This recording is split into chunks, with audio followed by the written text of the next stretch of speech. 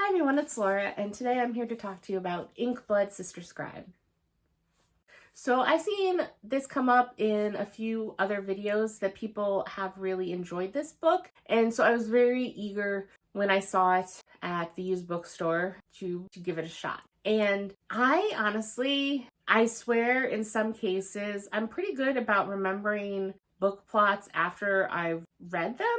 At least if they're in any way memorable. I can't promise that all books. But when I watch videos of people that like books and recommend books, I hardly ever remember the summaries that they give for the books. I just remember whether or not they liked it and whether or not it sounded at all interesting to me, because I don't share the same taste as every booktuber. So I might know that my tastes differ, and even if they don't like a book, if a book sounds interesting enough to me, I'll be more than happy to give it a shot. But this book, I saw a few people like it, but I couldn't honestly remember what it was about when I started this. And I honestly thought, because of the use of scribe, I don't know, I assumed that this was some fantasy world, and I don't know. I did not expect something taking place in modern day, current world, where there are sisters. There's Esther, who's the older sister.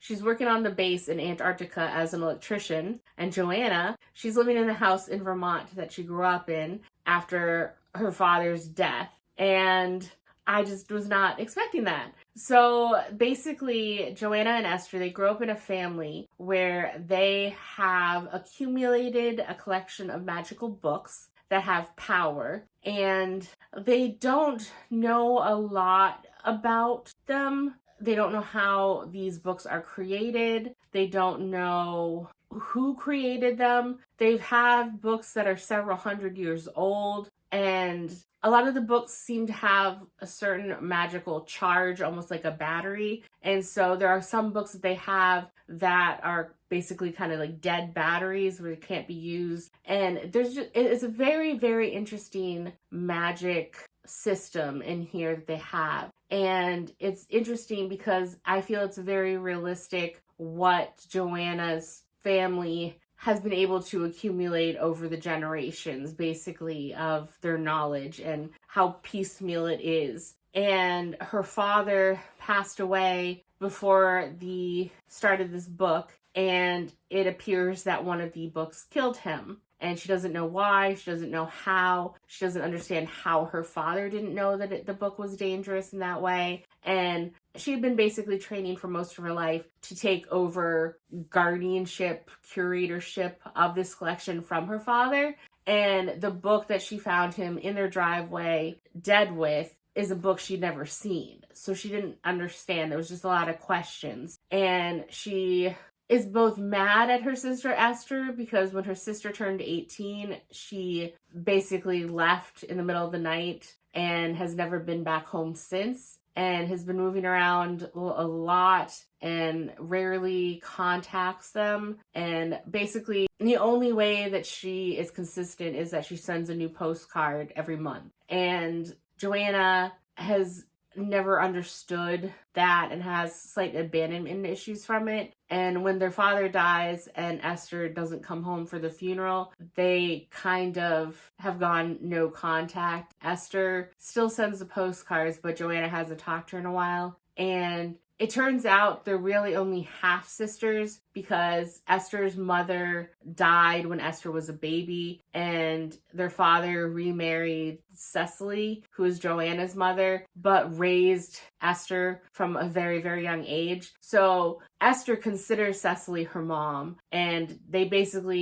don't use the term half-sister. They consider themselves sisters. But it is important because Esther did inherit a book from her mom, and she starts off this book translating it from Spanish. Her mother was Mexican. And then Joanna is living in the same town as her mother, Cecily. Her mother, Cecily, and her father, they broke up a few years ago, and she has a very strained relationship with her mother. She loves her, but her mother isn't fully on board with all this magical stuff. So it's very interesting seeing what's going on, and a lot of things are kind of cryptic or hint at other things, and you don't know what's going on, and so it makes it very easy to turn the page and to learn more. Because when you start off, I'm trying to speak very carefully because I don't want to give anything away, because so much of the fun of this book is not really knowing anything. But from the very beginning, you learn when you're in Esther's chapters that she was basically told that she can't stay anywhere for too long, that she has to keep moving. Esther doesn't know why, but she's been doing that. But unfortunately, that's taken a toll on her.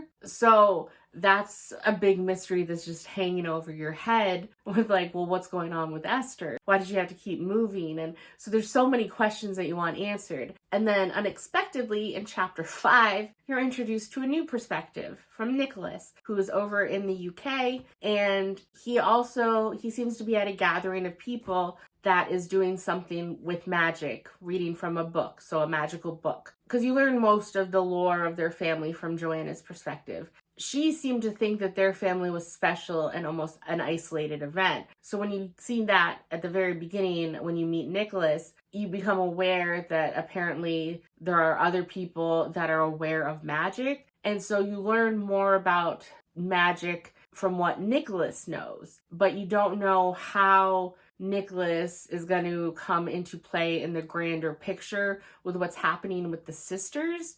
But it was completely unexpected because in the blurb on the front jacket cover, it didn't mention anything about Nicholas, but I don't feel it's much of a spoiler because, like I said, it's chapter 5. It's not that far into the book, but that just adds even more intrigue, and seeing what you learn from each of their perspectives hopping through. I loved this book. Again, I really don't want to say any more and ruin the experience for anyone who might be interested in picking it up. I would highly recommend it. It was fabulous. I gave it a 5-star. It was such a good read. I am definitely keeping this on my bookshelf. Heck, I even looked into buying a special edition copy because it's not bad, but again, it has a stupid non-sticker sticker thing, and I hate that. But knowing what I know now and how things ended, I would love to reread this book and see everything again with the knowledge that I've gained from this book. So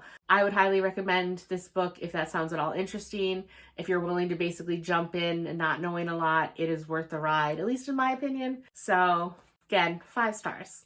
And that's it for this video, and I will see you in the next one. Bye.